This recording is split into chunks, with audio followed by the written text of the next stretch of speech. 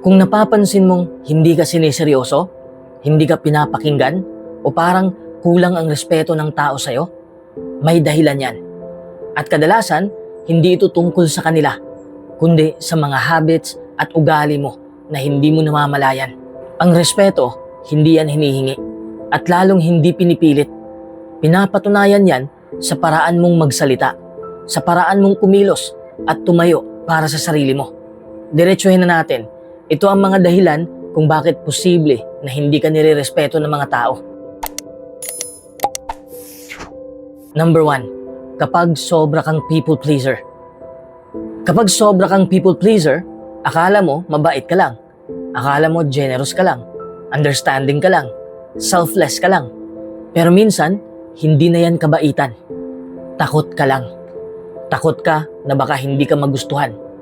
Takot ka na baka iwan ka. Takot ka na baka may masabi sila tungkol sa'yo. Ikaw yung tipong kahit pagod ka na, sasama ka pa rin. Kahit wala ka ng oras, umuo ka pa rin. Kahit labag sa loob mo, pipilitin mo pa rin ang sarili mo. Lagi mong sinasabi na, okay lang, kahit hindi okay. Lagi mong sinasabi, sige, kahit gusto mong tumanggi. At paulit-ulit mo itong ginagawa hanggang sa masanay ang mga tao na lagi kang available. Lagi kang adjustable.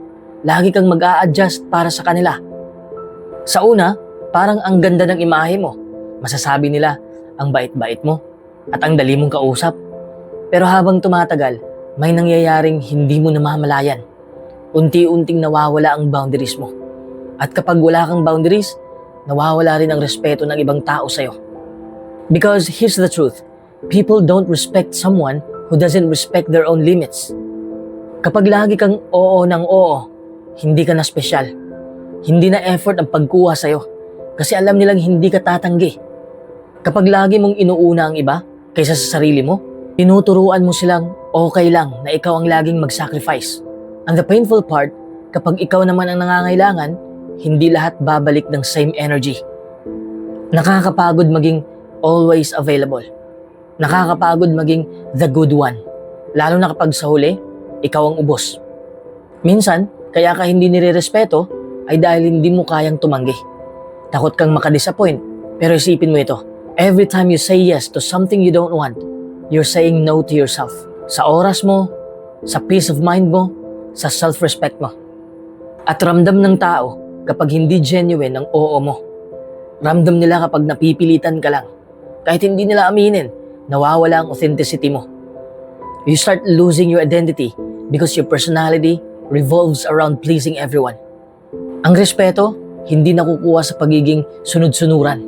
Nakukuha ito kapag malinaw ang standards mo. Kapag may mga bagay kang hindi tinotolerate. Kapag kaya mong tumayo sa desisyon mo kahit may madisappoint. Hindi mo kailangan maging harsh o bastos. Hindi mo kailangan maging cold. Pero kailangan mong matutong mag-set ng boundaries. You can be kind and still say no. You can be loving and still protect your energy. You can be generous and still prioritize yourself. Kasi sa totoo lang, mas nire-respeto ng tao yung may sariling paninindigan. Yung marunong tumanggi kapag kailangan. Yung hindi basta-basta napipilit. At kapag natutunan mong piliin ang sarili mo, doon ka mas nagiging totoo. Doon ka mas nagiging confident. Doon nagsisimulang mabuo ang genuine respect. Hindi dahil pinlis mo sila, kundi dahil pinili mong irespeto ang sarili mo. Number 2, kapag hindi mo nirerespeto ang sarili mo. Kapag hindi mo nirerespeto ang sarili mo, hindi mo namamalayan na tinuturuan mo ang ibang tao kung paano ka tratuhin. Minsan hindi ito obvious. Hindi naman laging may sumisigaw sa'yo o tahasang minamaliit ka. Minsan hindi halata na wala silang respeto sa'yo. Yung pumapayag ka sa bagay na alam mong hindi tama. Yung tinatawanan mo na lang kahit nasaktan ka na.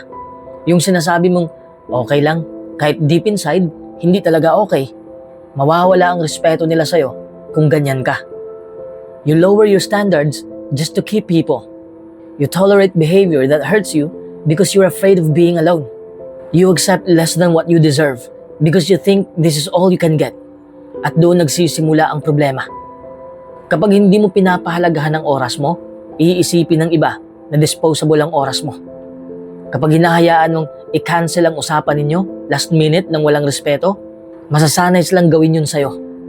Kapag okay lang sa'yo na kausapin ka ng pabalang o bastos, unti-unti nilang iisipin na normal lang yun sa'yo. Because people will test your boundaries, consciously or unconsciously. At kapag nakita nilang wala kang malinaw na limit, they will keep pushing. Self-respect is not arrogance. Hindi ito pagiging mayabang o mataas ang tingin sa sarili. It's knowing your worth and acting like it. It's choosing not to beg for attention. It's walking away when something clearly disrespects you. Pero mahirap ito, lalo na kung sanay ka na laging ikaw ang nag-a-adjust. Sanay kang ikaw ang magpapakumbaba kahit ikaw ang nasasaktan. You convince yourself na ganito talaga ako, mabait lang ako. Pero minsan, it's not kindness anymore. It's self-neglect. Kapag hindi mo nire-respeto ang sarili mo, bumababa ang confidence mo. You start doubting your value. Tapos kapag may hindi magandang trato sa'yo, iniisip mo na baka kasalanan mo rin. Baka sobra ka lang. Or baka kulang ka. Baka hindi ka lang talaga enough. Pero hindi ganun ang totoo. The way people treat you is often a reflection of what you allow. Hindi mo kontrolado ang ugali nila. Pero kontrolado mo kung hanggang saan mo sila papayagan. Kapag marunong kang magsabi ng hindi, kahit nanginginig ka sa loob, that's self-respect. Kapag pinili mong umalis sa sitwasyong paulit-ulit kang dinidisrespect, that's strength. Kapag hindi mo na hinahabol ang taong malinaw namang hindi ka pinapahalagahan, that's growth. At oo, may mawawala, may maiinis, may magsasabing nagbago ka. Pero minsan, kailangan mong magbago para hindi ka maubos. You cannot expect people to value you if you don't value yourself. Hindi mo pwedeng ipaglaban ng respeto mula sa iba kung ikaw mismo hindi mo kayang ibigay yun sa sarili mo. Simulan mo sa maliliit na bagay. Pahalagahan mo ang oras mo. Ingatan mo ang energy mo. Piliin mo ang mga taong kaya ka ring piliin. Huwag mong i-justify ang malinaw na disrespect. Kasi sa sandaling matutunan mong irespeto ang sarili mo, may magbabago sa aura mo. May tatapang sa boses mo. May titibay sa tindig mo. At mapapansin ng tao yon. Hindi dahil pinilit mo silang irespeto ka, kundi dahil nakita nila na hindi ka napapayag na tratuhin ka ng mas mababa kaysa sa halaga mo. Number 3, kapag lagi kang negatibo. Kapag lagi kang negatibo, baka hindi mo napapansin, pero unti-unting lumalayo ang mga tao sa'yo. Hindi dahil ayaw ka nila, hindi dahil masama kang tao, kundi dahil mabigat kang kasama. Alam mo yung tipong kahit anong topic, may kontra ka agad? Kapag may good news ang kaibigan mo, may pero ka agad? Kapag may opportunity, ang una mong nakikita ay problema. Kapag may plano, ang focus mo agad ay kung bakit hindi ito gagana. Parang default setting mo na ang worst case scenario. Sa isip mo, realistic ka lang, practical ka lang. Pero sa perspective ng ibang tao, nakaka-drain ka na. Imagine mo ito, may isang kaibigan na excited mag-share ng bagong business idea. Punong-puno siya ng energy. Tapos ang sagot mo agad, mahirap yan, baka malugi ka lang. Oo, posibleng malugi, pero minsan hindi naman advice ang kailangan eh.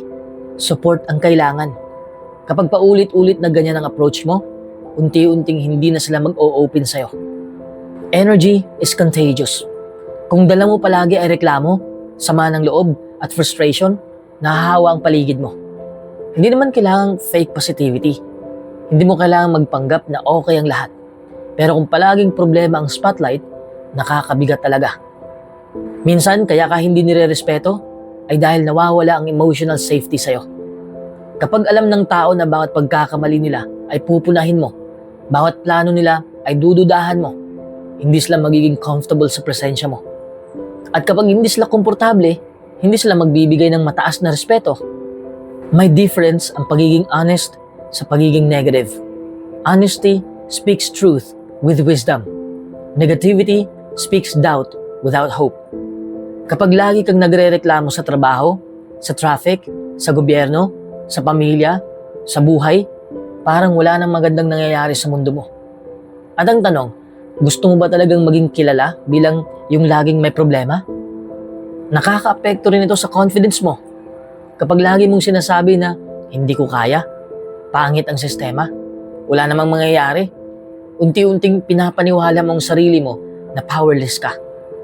And people don't usually respect someone who looks defeated all the time. Pero ito ang totoo, hindi ka naman ipinanganak na negative. Madalas, galing ito sa disappointments, sa past failures, sa trauma, sa paulit-ulit na pagkabigo. It becomes a defense mechanism. Parang sinasabi mo sa sarili mo, unahan ko na ang worst para hindi na masakit kapag nangyari. But the problem is, habang pinoprotektahan mo ang sarili mo, nasasakal mo rin ang growth mo. Hindi ibig sabihin na bawal kang maglabas ng frustration. Healthy ang mag-vent. Healthy ang umamin na nahihirapan ka. Pero may difference ang pag-vent at ang pagiging identity ang negativity.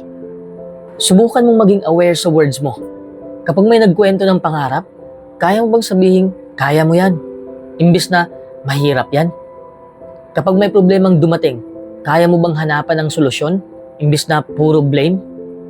Respect grows when people feel uplifted around you.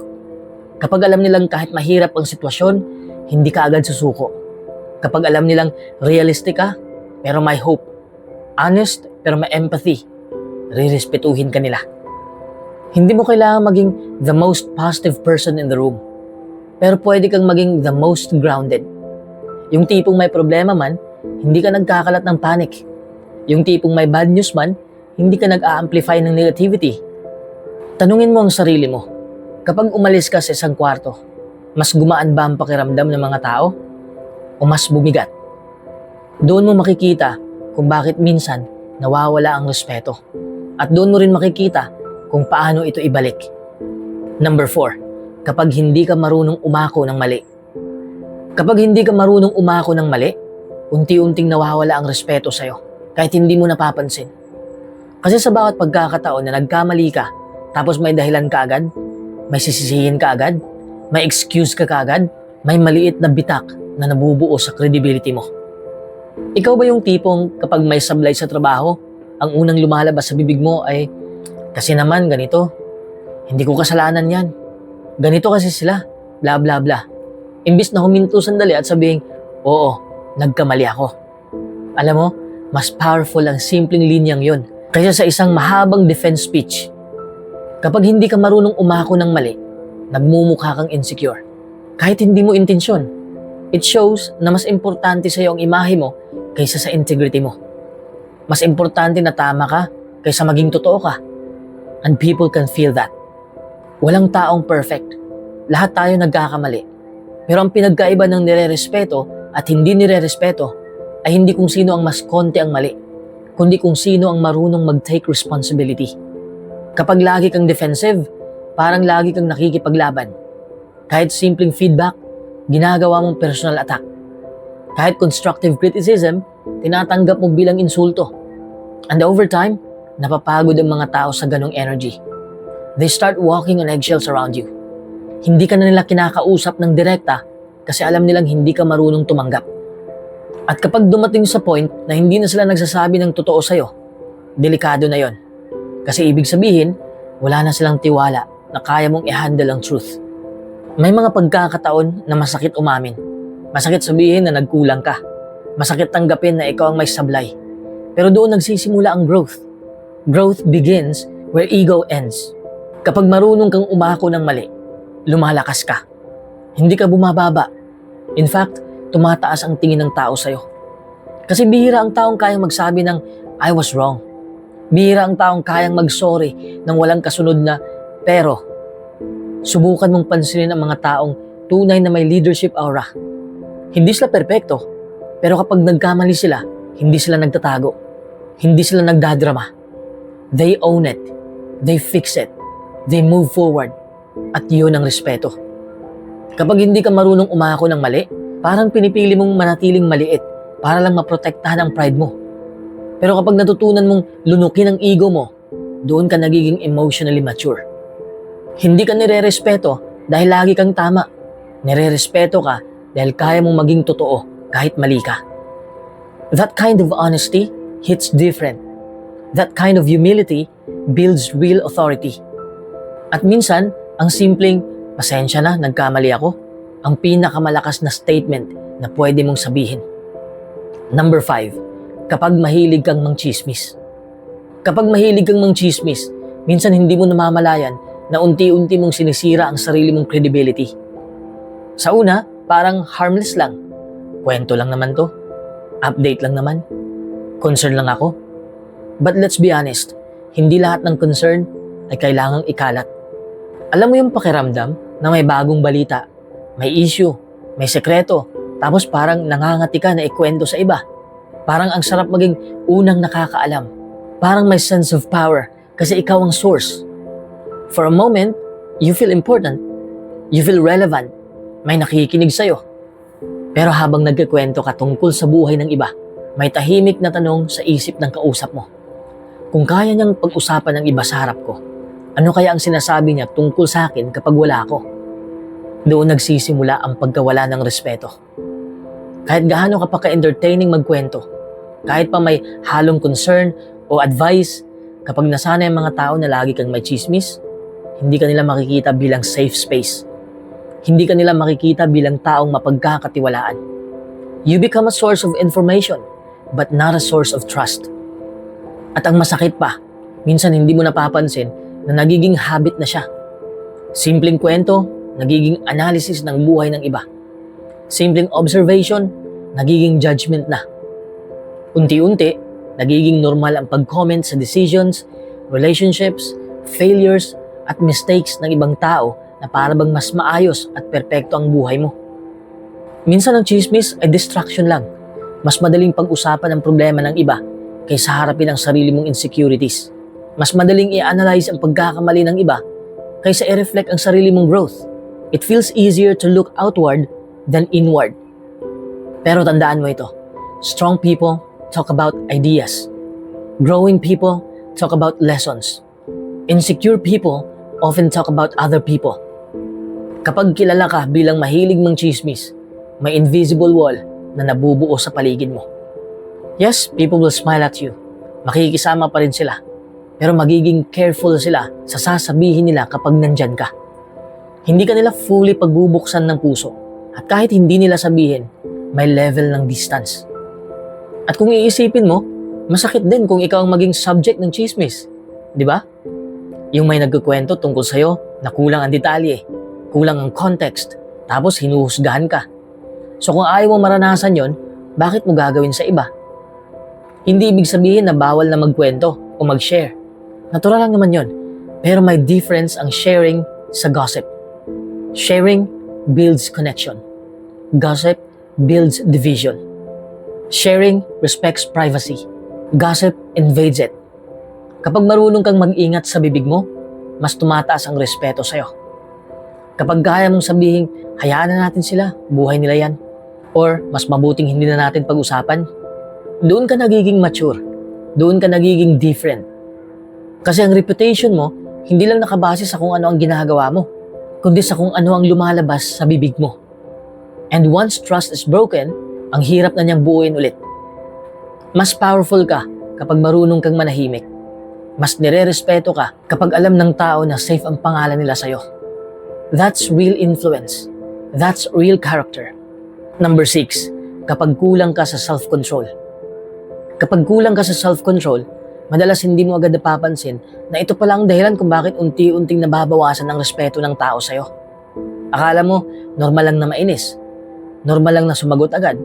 Normal lang na ilabas lahat ang nararamdaman.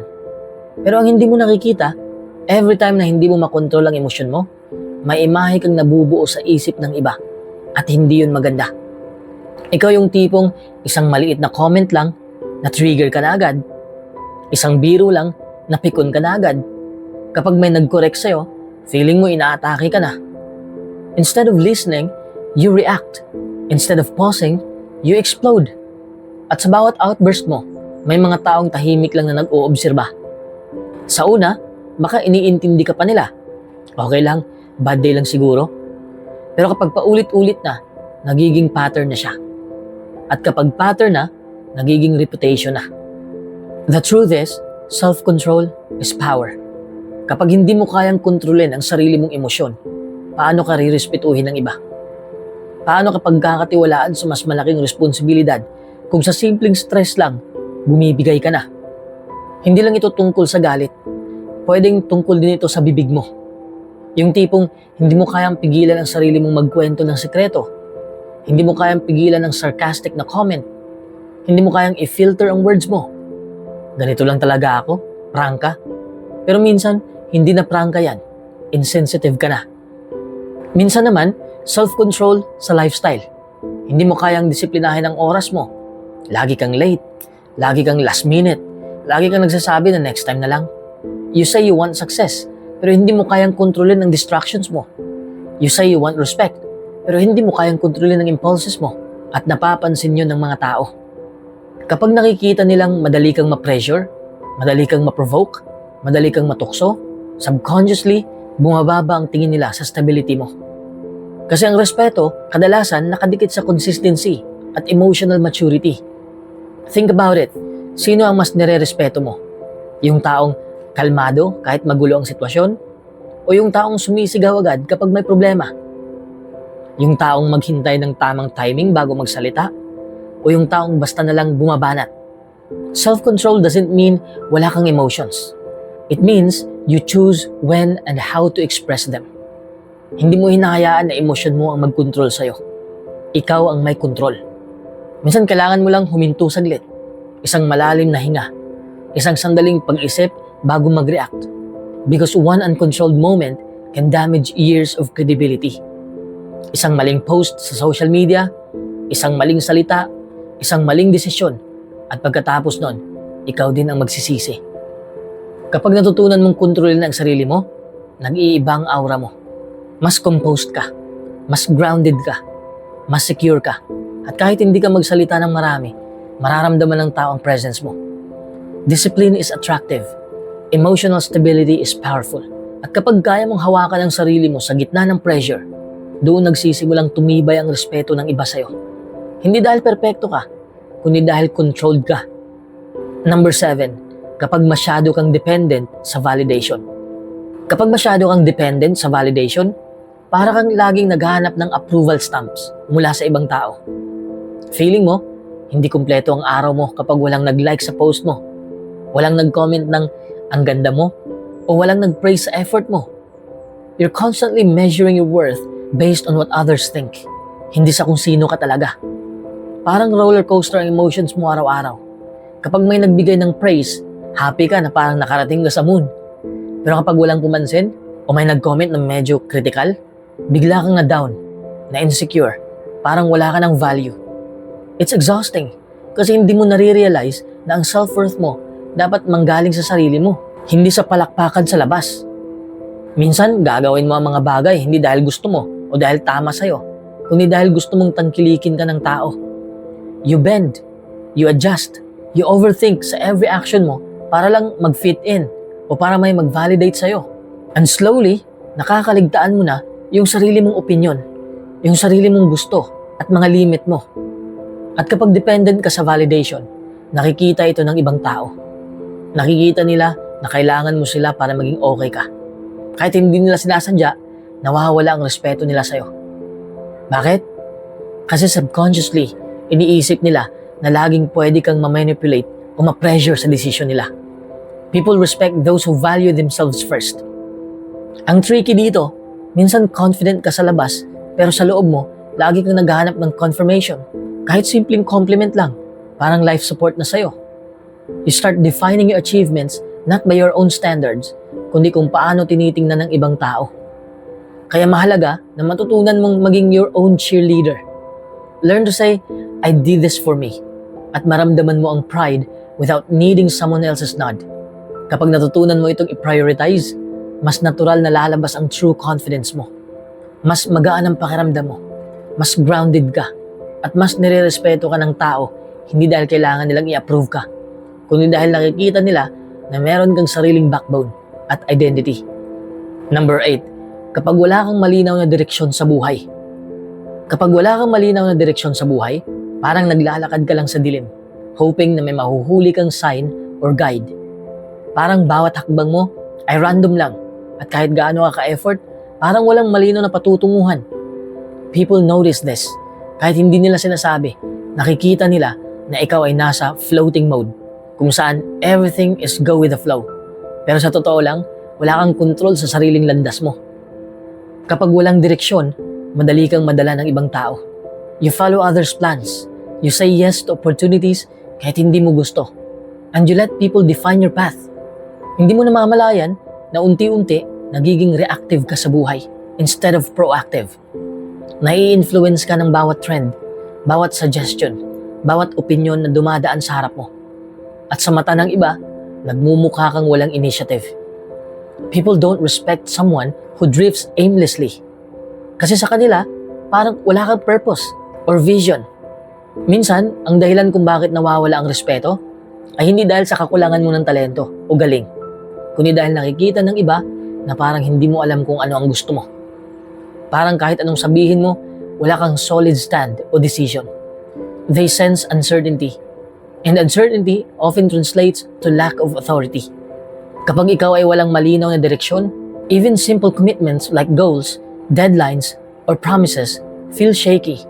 People can't rely on you, kaya madali silang mawalan ng tiwala at respeto. Ang respect, in many ways, is connected to confidence, not arrogance, kundi yung natural na confidence na galing sa pagkakaalam mo kung saan ka pupunta at kung anong pinapahalagahan mo. Pero hindi ibig sabihin na forever ka na dapat lost. You can start small, set short-term goals, and discover what really matters to you, and slowly build habits that align with your vision. Kapag nakikita ng tao na may malinaw kang path, kahit hindi perfect, automatic na may sense of credibility at respect. Remember, people are drawn to direction. They respect someone who knows where they're going, kahit maliit ang steps, kaysa sa palaging nag-iikot sa gubat ng uncertainty. Being intentional about your life, even sa maliliit na desisyon, shows maturity, focus, and strength. Those are qualities that naturally earn respect. Number 9. Kapag nagbabago ang ugali mo, depende sa kausap. Kapag nagbabago ang ugali mo, depende sa kausap mo. Parang ikaw yung laging nag-a-adjust para mag-fit in sa bawat tao na nakapaligid sa'yo. Sa isang grupo, quiet ka at maayos. Sa kabilang grupo naman, loud ka at outgoing. Sa ibang kausap, sobrang polite mo. Sa iba naman, medyo sarcastic. Parang may 2 o 3 persona ka na nakatira sa loob mo at ginagamit mo kung alin ang pinaka-comfortable sa paligid mo. At sa simula, akala mo matalino ka na dahil ginagawa mo yon. Uy, ang friendly ko dito. Nagustuhan nila ako. You're trying to be likable, to avoid conflict, to gain approval. But while it seems harmless, dahan-dahan itong nagiging problema. People notice inconsistencies, kahit subconscious lang. Kapag palaging iba-iba ang behavior mo, mahirap silang magtiwala sa'yo. Hindi nila alam kung sino ka talaga. Imagine this, gusto mong magbigay ng opinion, pero nagdadalawang isip ka kasi baka iba ang reaksyon ng kausap mo. Minsan nagtatago ka ng tunay na sarili mo kasi natatakot kang hindi tanggapin. At kapag nangyari to paulit-ulit, unti-unti mong nakalimutan kung ano talaga ang boses mo. You start molding yourself into what you think others want, not what you truly are. Ito rin ang dahilan kung bakit minsan hindi ka nire-respeto. Because respect grows from authenticity. Kapag ramdam ng tao na iba-iba ka, depende sa mood o kausap, iniisip nila na wala kang sariling backbone. Ang iniisip nila, napipilitan lang siya para magustuhan namin. At kahit may kabutihan sa intention mo, nawawala ang credibility mo. Ang irony, kahit gusto mong magustuhan ng lahat, minsan mas nagiging distant ka sa kanila. People relate to realness, not a chameleon personality. Mas mahirap mag-connect sa taong laging nagbabago, depende sa paligid. Kasi parang hindi mo sila nakikita. Nakikita lang nila ang projection ng iba't ibang version mo. Kaya mahalaga na malaman mo kung saan ka mananatili consistent. Hindi ibig sabihin na hindi ka friendly o approachable. You can adjust politely, but hindi mo kailangan i-compromise ang values mo o personality mo para lang mag-fit in ka. Kapag consistent ka sa sarili mo, kahit iba-iba ang kausap mo, mas mararamdaman nila ang integrity mo. At yun ang tunay na respeto. Hindi dahil nagbabago ka para sa kanila, kundi dahil malinaw na ikaw mismo sa bawat sitwasyon.